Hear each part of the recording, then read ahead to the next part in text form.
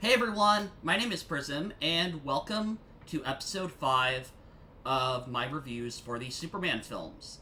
I have been watching every single Superman film that has been released that is a live-action solo outing for the character, from 1978 Superman to the latest James Gunn Superman from 2025. And now that I've completed the Christopher Reeve films, I am going to be tackling the 2006 sequel to Superman 2, Superman Returns. You've been gone a long time.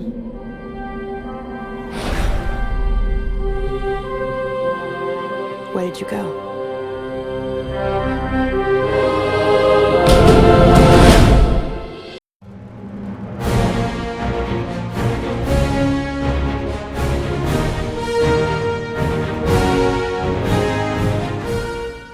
Now, Superman Returns is an interesting film. Um, it's quite interesting, as this is a sequel to a film by a different director over 2 decades later.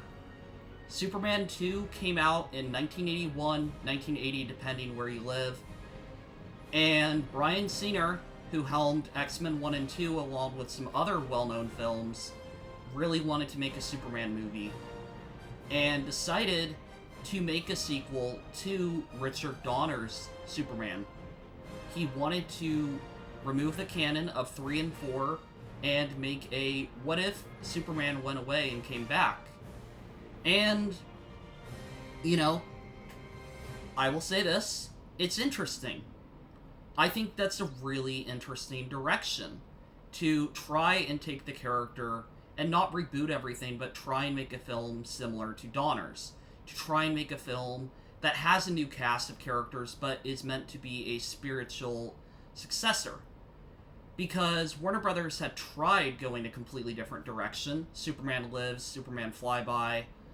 They had multiple failed projects that were trying to completely reinvent the character, completely reboot it from the ground up, with some very crazy ideas. But Bryan Singer just wanted to go ahead and try and make a sequel to the films he loved. And I don't fully blame him, because Superman 1 and 2 were beloved films. They still are beloved films by a lot of people. I really enjoyed them. And even though, they both had their studio meddling and Superman 2 was not fully finished by Richard Donner, there is this sense of this through line through it, of this vision and this maturity to the source material. That's what Richard Donner was all about, treating this with a amount of sincerity and seriousness, unlike the campiness of Superman 3 and 4. And so to have Bryan Singer say, I want to try and emulate that, I want to try and make a sequel, I think that's really interesting, especially that it's not Richard Donner, but also that it's just a completely new cast, and they're trying to make this fit together with the other two films.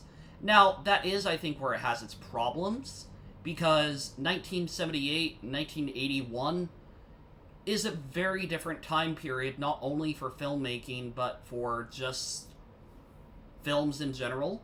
A lot of the films we got after Superman the movie were way better in terms of pacing and action and themes and things like that. Maybe not themes fully, but this was coming from the guy who rebooted superhero films with X-Men. Yes, it was started by Blade, but then it was X-Men and then Spider-Man. So he was basically trying to go back to what started everything, even though society had moved on in a way.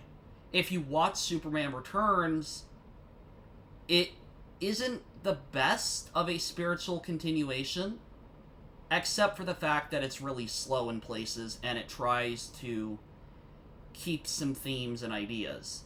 But I will also say that, with that, I think, it's a challenging film.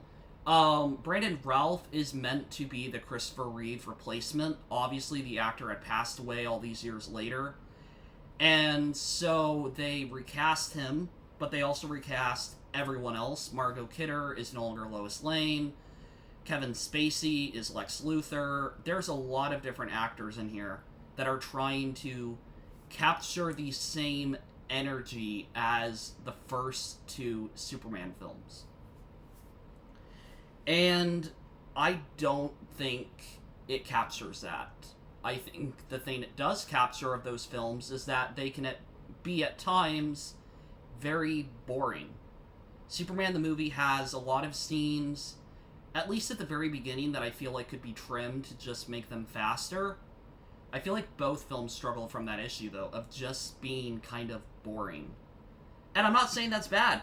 I like Superman 1 and 2. But what's going to happen when you try to make Superman 3 basically in 2006? This is a completely different cast, completely different director, composer, editor, style, filmmaking. Like, the flight scenes, for one, were done differently. This is 2006. They're not going to be using the same technology. And I just think it's really interesting that they tried to make a sequel to it. To two films that had come out so long ago. But I think almost that's honoring, because Bryan Singer did care about those films and he wanted to honor the legacy. Now, maybe he had his other reasons for doing it, but that's what I kind of get from him wanting to do this with the opportunity to direct a Superman movie. He really wanted to honor the legend of Richard Donner, Christopher Reeve, Marlon Brando. He really wanted to honor the Superman films that were great, what he grew up with as a kid with Superman. So, to get into my spoiler-free thoughts,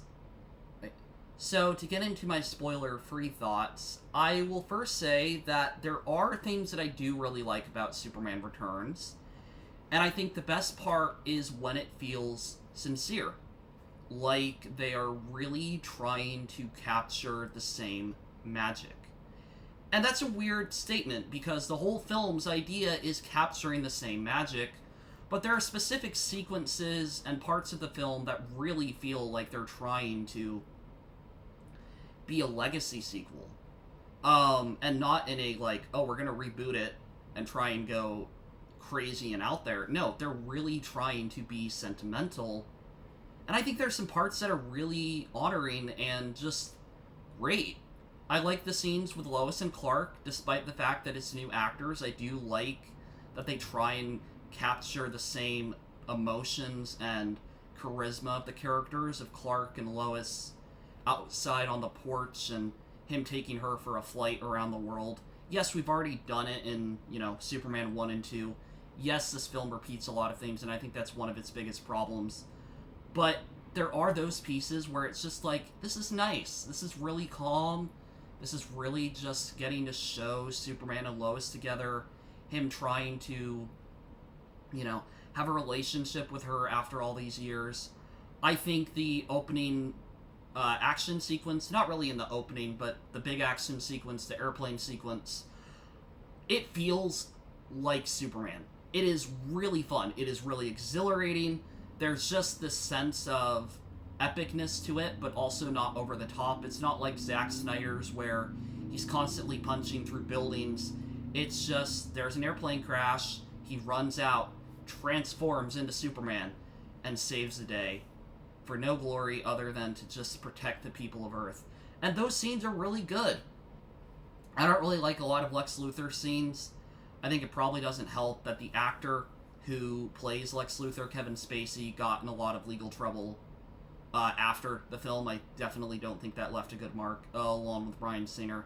But just putting the film itself, I do appreciate Bryan Singer's direction. I think my biggest issue with Kevin Spacey's Luthor is that he's a little bit too brutal, where he isn't fun. Like, all the fun in Gene Hackman's Lex Luthor, which is serious and dark, but this version's like you took out all the charisma, all the charm of Gene Hackman, and you just have this guy that's being very brutal and mean. And of course, he's supposed to be. He's the villain, but he doesn't feel like Lex Luthor from the other films. He isn't fun to watch. He's threatening, but also not fully threatening. Like, it's a weird balance, because you feel like they really wanted to give him the same charm of the original Lex Luthor, but then the script wrote him to be this tyrant that's just so brutal about everything.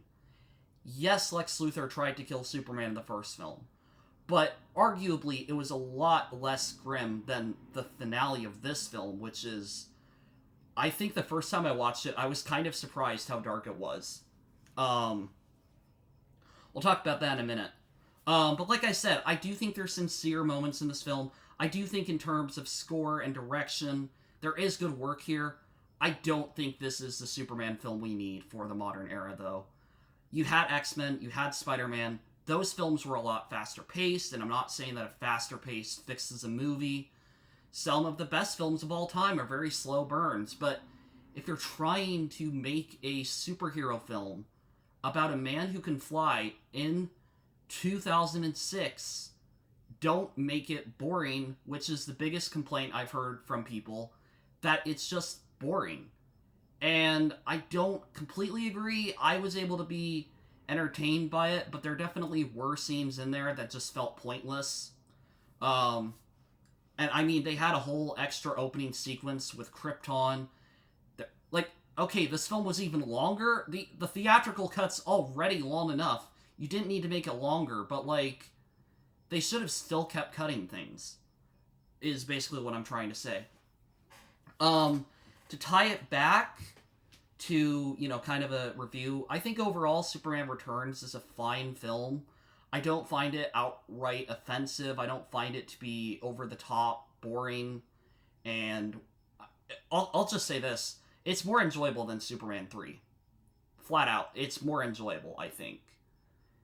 It depends on the day, but I feel like I'd rather watch this movie over a film where we have to watch Richard Pryor program a computer.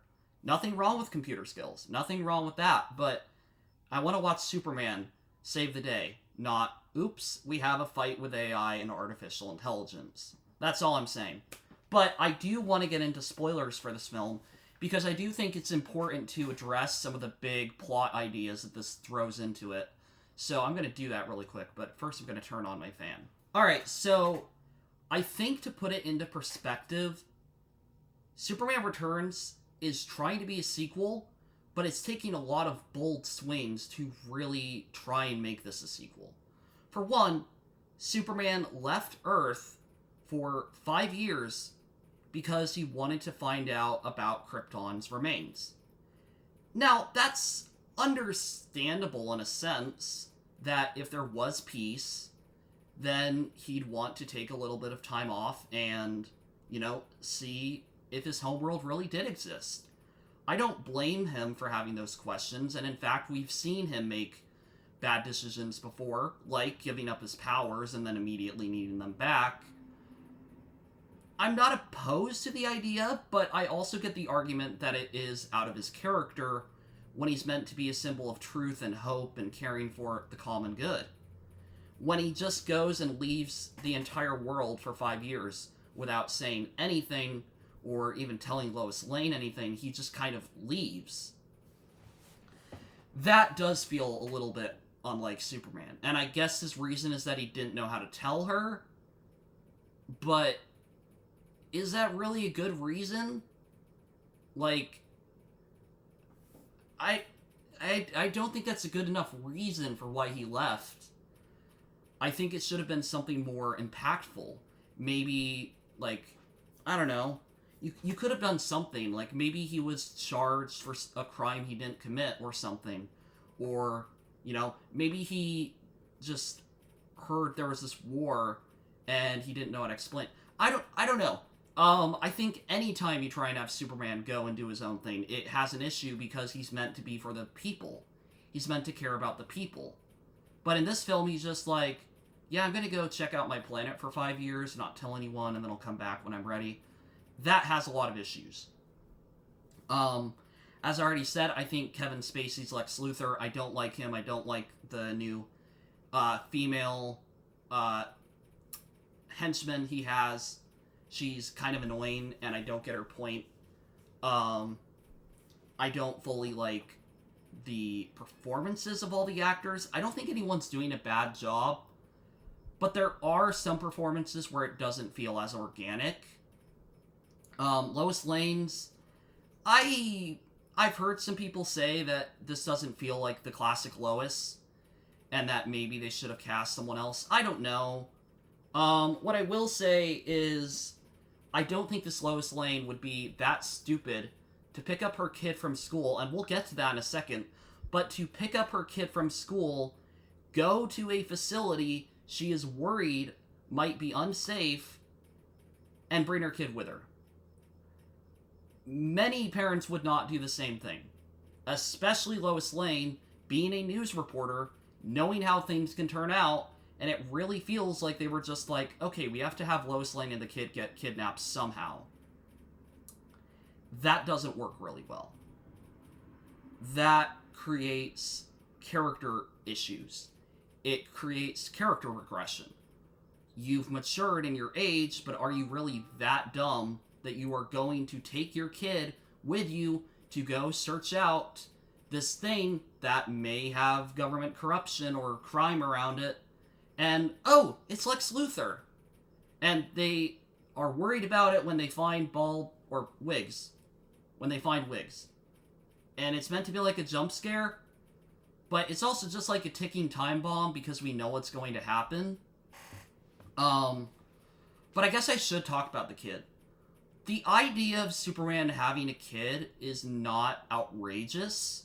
I'm sure they've done it in the comics.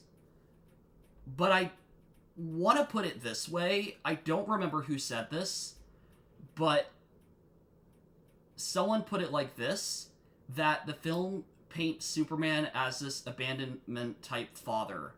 Like, this is a story about him being an abandoning father to his son. And thinking about that, that's honestly a really bad way to put Superman. Because not only did Superman leave the people of Earth for 5 years without telling anyone, he had a son and didn't do anything for 5 years. He didn't even know his son was born until he met with Lois and then found out things. And I assume this is from when they were together in the Fortress of Solitude. I would assume. They don't really explain when else this could have happened, and they don't even say that, but you could probably put 2 and 2 together with that. But also, like, yeah, that's just kind of weird. This whole idea of him leaving Earth, leaving everyone, and just not being there at all. It does grind your gears, because it's like, this is Superman. This is not meant to be like a dark Superman. This is meant to be the same Superman we've seen all these films, and he just left his family for 5 years. And, you know, I mumbled a little bit there because I was trying to remember the point I was going to make.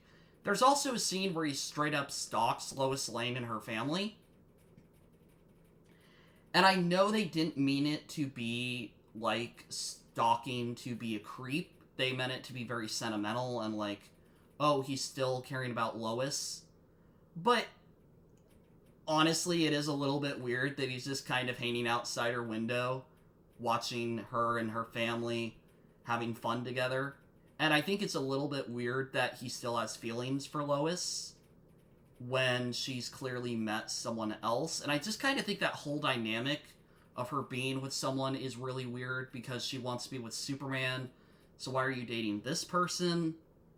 And then what does that make him? Like, are they not going to get married? Or how does that work at all? I really don't know. I really don't know what they were trying to do with that.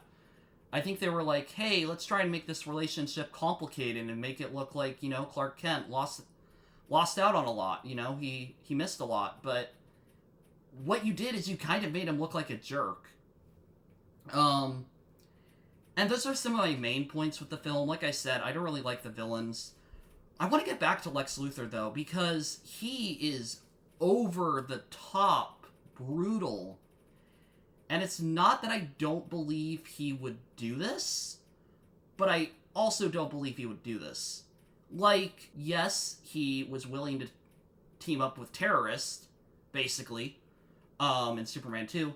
Yes, he tried to kill Superman by dumping him in a pool with kryptonite, but do I really imagine Gene Hackman's Lex Luthor banging Superman in the head over and over, stabbing him with kryptonite?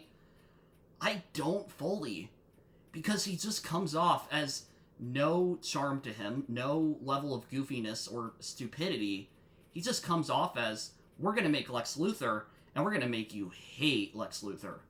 And sure, the new James Gunn Superman looks like it's going for that approach. But even then I feel a little bit weird about that, because, the Christopher Reeve Superman films very much paint Lex Luthor as this kind of jerk. Of like, yeah, he's a jerk, but also he's got this kind of fun side to him. Like, oh, he wants to build over California and he's going to flood the world to do it. Or, oh no, he made a nuclear man. Or, he's got these flaws to him. He's got this sense of like, oh, yeah. He's just kind of got the sense of like, okay, yeah, I know what I'm doing. But also I'm kind of a goofball. And this Lex Luthor does not have that. He has no sense of mercy, of humor, of joy.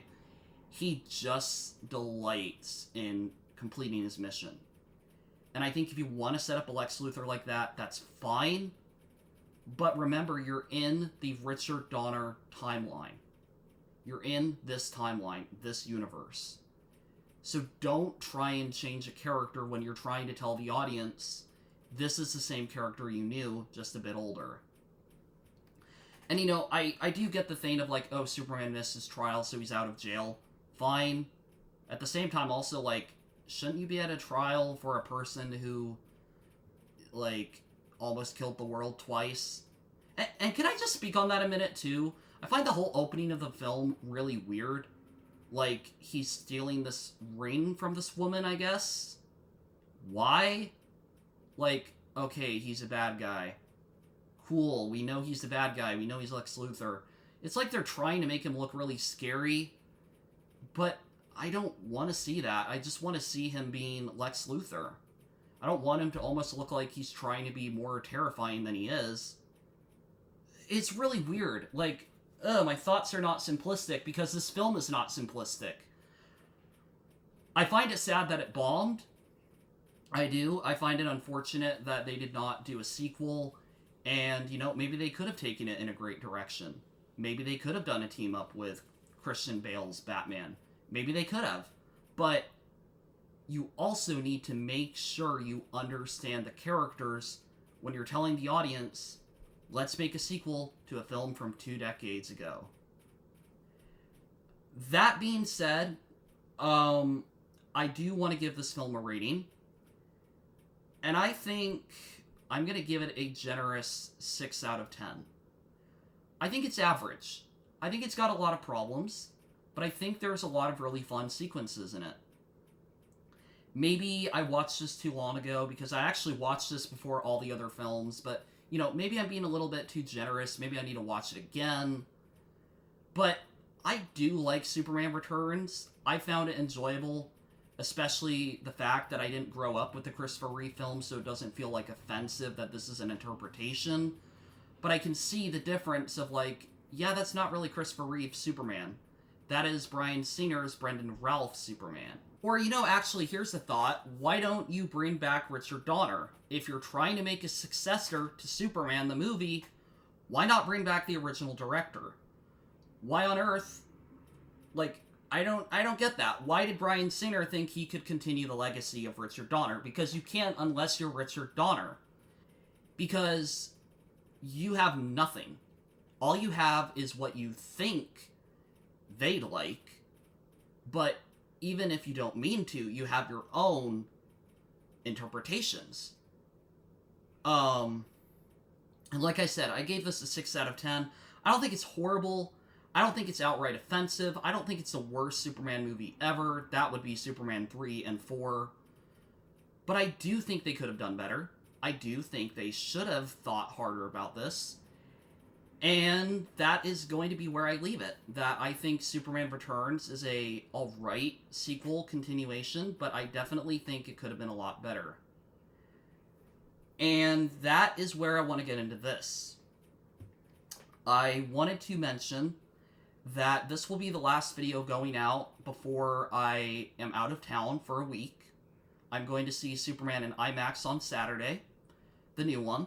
So I will not have a chance to do a Man of Steel review. However, I will do a review when I can, when I get back, and I will also be putting up my ratings for these films on Letterboxd, which I will link the exact list in the description so you can actually see my ranking of all the films.